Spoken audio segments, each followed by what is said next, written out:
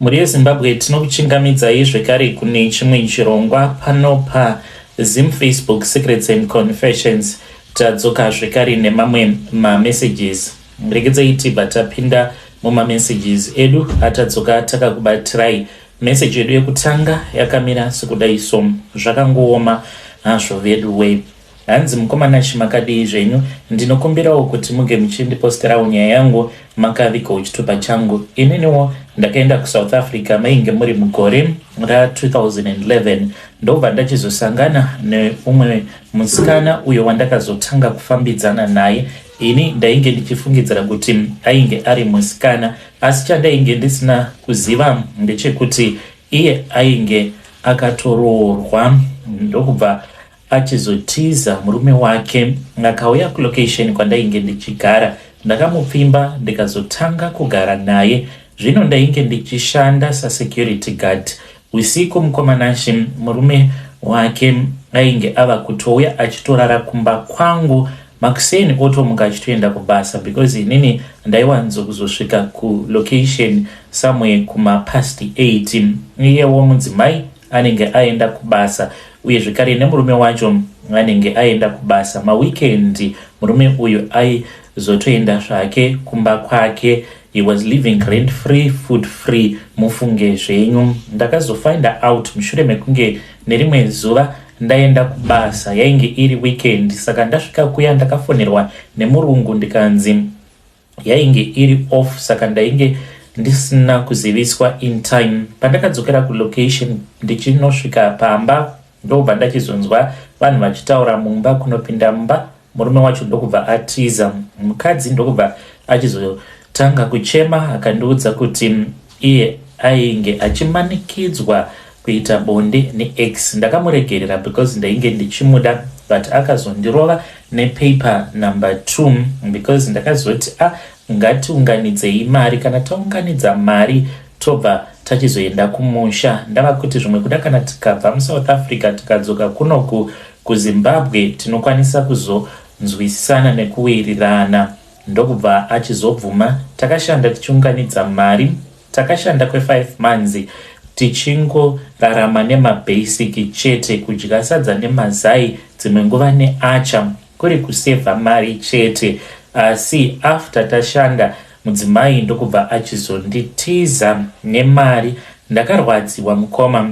Nerimwe zuva ndakangoti ndichingofamba, Mwari ipapo vainge vatondifuratira. Ndakasangana nechivheni chemapurisa. Passport apa ndainge ndisina passport, asilamu yangu yainge yaka-expire. Ndokubva ndasungwa paya.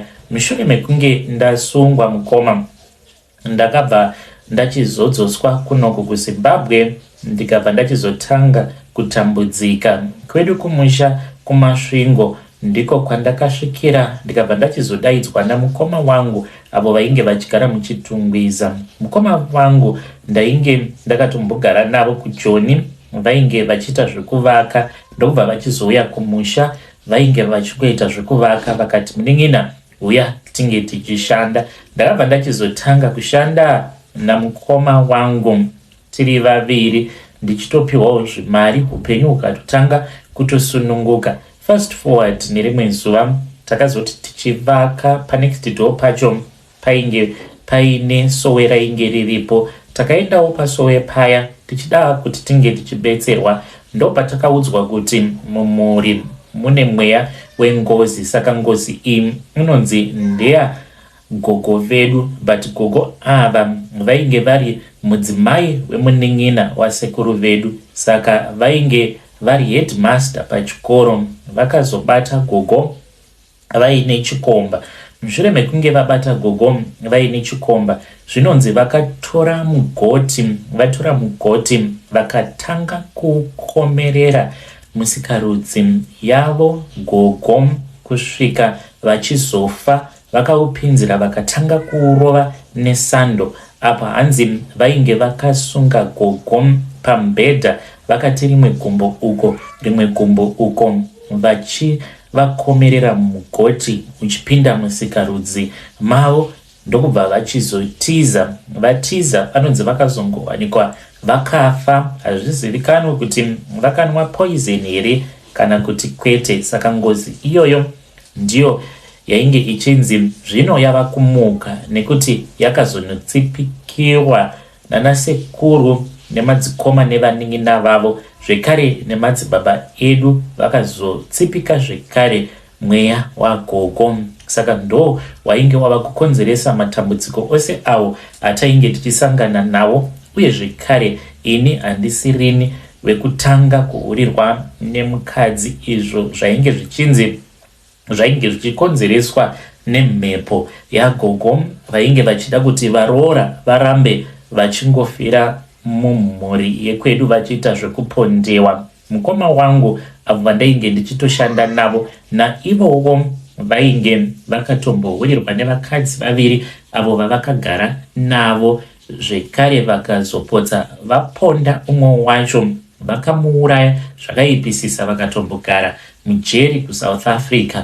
Iniwo ndo zvakaitika zvekare kwandiri nyaya iya yandanga ndicharondedzera mukomanashi, yekuti mudzimai ainge achitogara neex-husband yake mumba imomo matainge tichigara tose, zvekungokonzeresa bopoto chete kuti unge uchizosvika pakuponda mudzimai. Saka patakaudzwa zvose izvozvo takabva tapiwa minamato. Fast forward, mushure mekunge tapiwa minamato, ndokubva ndachizowana umwe mukadzi ainge agara aine mwana wake ainge achigaramo zvekare muchitungwiza. Takabva tatanga kuwirirana, saka akatondiudza kutoti ainge aine stand ainge achida kutenga. Ndikabva ndachizotanga kubatsirana naye ndichiti uyo mukadzi uyu nenhamo yake yaainayo, kana kuri kunzi tikawirirana zvimwe kuda ndiye achazotova mudzimai wangu, plus nepain yaaindiudza kuti she has been through so much pain in her life.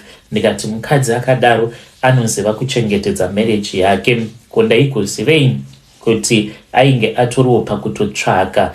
Saka mushure mekunge ndamboedza kumubatsira, paakaona kuti mari yandainge ndabhadhara yainge yakawanda yestand, ndokubva achizotanga kundichita.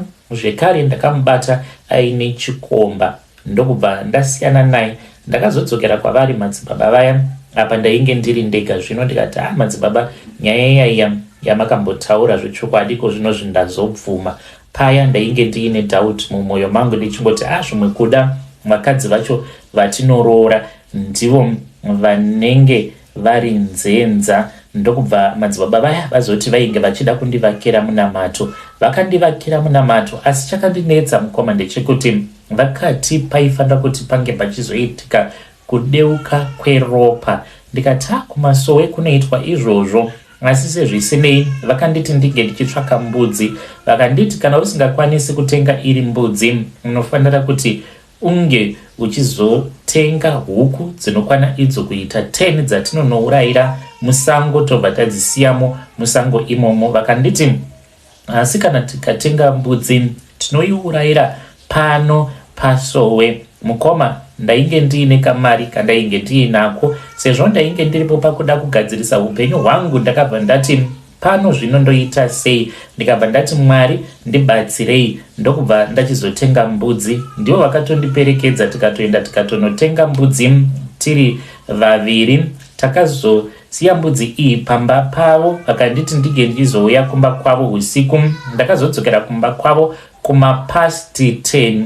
Ndokubva ndachizoenda navo kukrawa, but sowe ravo rainge riripo pamba pavo ipapo. Wainge uri usiku, vainge vapfeka zvino gemenzi dzvuku, vakandipa mucheka mutsvuku, vakati tainge tava kudzinga mweya wengozi uri mumhuri. Ndisingatozivi kutoti ndainge ndototsipikawo mweya iwoyo wengozi. Mukomana takauraya mbudzi iya. Tauraya mbudzi, vakanditi ndinge ndichinwa ropa. Ndakanwa ropa. Fast forward, upenyu hwangu ukatotanga kutoita senani. Ndakabva ndatanga kushanda, ndainge ndotoshandirawo imwe kambani. Saka ndakabva ndachizopiwa motikari yandainge ndoshandisa yekubasa. Ndakati nerimwe zuva ndichidriva ndichibva mutown, ndainge ndiine musikana wandainge ndichida kunoona kuchitungwiza. Mukoma ndakati ndiri muna Seke, pane umwe munhu akangobudikira from Norway ainge akadhakwa, ndikamurova nemotikari akabva afira pasport murume iyeye. Ipapo pandakaona kuti ndizvo zvainge zvaitika, chandakangogona kuita ndechekuti ndakamisa motikari yangu ndokubva ndachizobatwa nevanhu. Asi sezvo vanhu vakazviona kuti dambudziko rainge risiri rangu asi mhosva yainge iri yemurume iye uyo wandainge ndadhuma nemotikari, ipapo mukoma ndainge ndisiri kumbomhanya nekuti motikari dzainge dzakawanda muna Seke Road. Asi mukoma munhu iyeye ndakangomudhuma zvishoma ndokubva atodonera pasi akabva atofira paspot.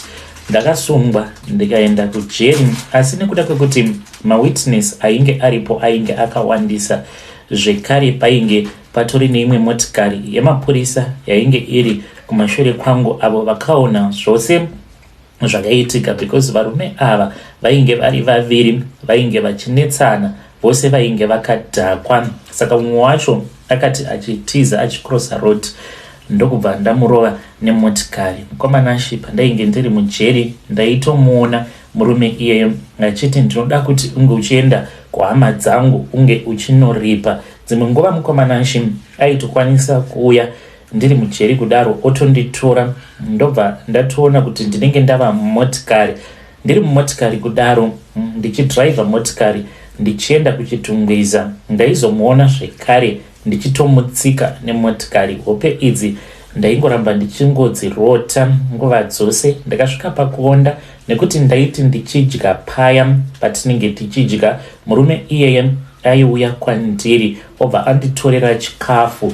Saka vanhu vaizongoona muplate mangu musisina kana chikafu. Tichangobva mukutora chikafu mukoma tichinogara pasi, ini ndinenge ndisisina chikafu, ndaikwanisa kungoti 1 musuva sadza rinenge ratodyiwa nechipoko chemurume uya. Ndakati ndaudza vanhu kuti ndo zvainge zvoitika, vanhu vaifungidzira kuti kwainge kwava kutorasika pfungwa, kwainge kwava kuitika, asi zvinhu izvi zvainge zvichitoitika. Ndakazobuda mujeri, ndainge ndakamuvimbisa kuti ndichingobuda mujeri ndainge ndichazoenda ndichinotaura nemukadzi wake, because ainge achichema achiti, mukadzi wangu, vana vangu vachatambudzika, chienda unoripa, kana ukaripa ndinozviziva kuti mukadzi wangu nemari iyoyo achakwanisa kutanga bhizinesi, ange achizokwanisa kuriritira vana vangu. Asi handina kuzoita saizvozvo. Pandakabuda mujeri ini ndakabva ndamhanya ndikaenda kuna madzibaba, ndikabva ndati madzibaba ndo nyaya iripo. Saka madzibaba ava mukoma vakabva vachizonditi tinge tichiita zvekare mhiko dziya dzatakamboita. Ndakatenga mbudzi 3 tikadziuraya, asi nyama yacho ndivo vakadya nyama yacho. Saka ndo zvandainge ndongoita mukoma, kuzosvika ndichizoudzwa kuti ndaifanira kuti ndinge ndichizochekeresa gogo vangu amai nyakubereka amai. Handina kunge ndakaziva kuti zvose izvi zvandainge ndichiita ndainge ndichitowedzera ngozi pamusoro pedzimwe ngozi. Ndipo pandava pari zvino. Mukomanashi, gore racho handichakuudzei razvakaitika, ndichangoti last year but 1 ndo pazvakaitika. Ndakamboita makore 2 mushure mekunge ndaudzwa kuti kana ndichida peace ndikufanira kuti ndinge ndichichekeresa gogo nyakubereka amai vangu, kana kuti amai nini munin'ina waamai, as long as iri hama yaamai ndiyo yandaifanira kuti ndinge ndichizochekeresa. Saka ipapo mukoma ndakabva ndachizoenda kumusha. Gogo vangu ava vainge vachindifarira zvisingaite. Ndaenda kumusha kudaro ndainge ndiine poison iyo yandakapiwa namadzibaba, yavakati poison iyi vakabva nayo kuMozambique. Ipoison yekuti kana ukaisira munhu muchikafu kunyangwe akafa, kunyangwe akazovhenekwa nanachiremba havafi vakambozviona kuti munhu akaisirwa poison muchikafu. Saka ndakati ndaenda kumusha ndokubva ndatombotora gogo ndikati, gogo handei kumashops. Tasvikako kumashops ikoko mukoma ndakatenga drinki ndikabva ndadira poison, but handina kukwanisa kuti ndinge ndichiisa poison yose. Izvi ndakazviita ndiri mushop, ndokubva ndachizovapa drink ndainge ndavasiya kumotikari. Saka mangwana acho makuseni ndakataimira ndikamuka ndikaona kuti vainge vachitobika porridge rine dovi. Ndokubva ndapinda mukitchen ndikaona kuti mainge musina munhu. pandakati ndichida kuti ndinge ndichiisa poison mupoto ndobva mapinda umwe musukuru. Ndakazototaimira mushure mekunge porridge iroro rapakurwa, ndikati mirai ndinge ndichinopa gogo. Ndikaenda ndikanovapa, ndichifamba kudaro ndikaisa poison zvekare ndokubva ndavapa. Vainge vachidziya zvavo zuva, ivo gogo vakazoshaika. 3 days later ndainge ndichiriko kumusha ikoko. Nanhasi uno vanhu vanofungidzira kuti muvakidzani wavo gogo ndiye akavauraya, because madzibaba vakazosimudza mhepo ndokubva muvakidzani azouya akatanga kutukirira gogo. Vakanetsana vachipikirana ndokubva vachizoshaika. Takavaviga gogo ndokubva ndachizonoba ivhu zvekare nemamwe maruva awo ainge adyarwa paguva ravo, ndikadzoka nawo ndikaenda nawo kuchitungwiza. Mukomanashi, ivhu iroro ndiro rinoshandiswa namadzibaba ava pakrawa ravo. Vane kamwe kabhodhoro so ako kane ivhu iro randakatora paguva ragogo vangu. Chazondiunza pano, madzibaba ava ndiri kuvaudza kuti ndava kuda ivhu iroro ndinge ndichiridzosera, because gogo vangu vari kuuya kwandiri. Ndinovarota, ndaimbovarota, asi iko zvinozvi ndava kuvaona live and direct. Vanouya kwandiri vachinditi ndauya kuzongotora ivhu rangu. Zvakawanda zvawakaita pari zvino handina basa nazvo, asi ivhu rawakatora paimba yangu vanenge vachireva guva ravo, vari kuti vari kuda ivhu iroro. Saka ndakaenda kuchitungwiza ndikanotaura navo madzibaba. Madzibaba vakandipindura rafu vakati, kana uchida kupenga tora chibhodhoro chine ivhu randakanotora kumusha kwedu. Vava kundichinjira statement, vari kuti iri ivhu ravakanotora kumusha kwavo, asi ivhu iro ravakanditi ndinge ndichitora paguva ragogo vangu ndiro ravari kushandisa, ndiro ravanoshandisa semushonga wemudano. Panogara paine vanhu vanenge vakawanda, ende kana ukagara washandirwa navo madzibaba ivavo, matambudziko ako anotowedzera. Vanoti vachisolva dambudziko iri vanenge vachicreata mamwe matambudziko, vachikusimudzira dzimwe mhepo muupenyu hwako. Apa ngozi dzacho dzava kundinetsa. Kunoti ngozi yagogo vakaurawa nasekuru, ngozi yemurume Wandaka Tsika akafa muna Seke road, kozoti ngozi yagogo vangu vandakauraya nekutoda ndichitoziva vandakaisira mushonga muporiji. Handichazivi, nditori nedzimwe nguva dzekuti ndinongorara ndakagara nekuda kwekuti vanhu ava vanenge vachiuya kwandiri vachindinetsa. Kana ndikangorara ndinobva ndarohwa, asi kana kuri kunzi kana ndakagara ndinotobatwa nehope kusvika kunze kuchitoidza. Chavanenge vasingadi chete ndechekuti ndinge ndichiisa musoro wangu pasi. Kana mukadzi wandainge ndava kugara naye akasvika pakutiza nerimwe zuva, iye anoti takarara kudaro ini handina kana chandainge ndichimbonzwa, ndainge nditori kutsi kwehope. Mudzimai anoti paakamuka akaona kuti ndainge ndichibhururuka ndiri mumhepo, ndokubva atanga kuchema. Vavakidzani vakabva vauya. Paakazoya nevavakidzani kubedroom koma, ini ndainge ndaradzikwa pafloor, but ndiri kuhope ndaitorota ndichitonetsana nezvipoko izvo zvevanhu ava vakafa. Saka mudzimai uyu akazongorongedza usiku ihwohwo akatoenda akanorara pamba pemuvakidzani. Handizivi kuti ndodii. Madzibaba vari kundikurudzira kuti ndirambe ndichingotsipika.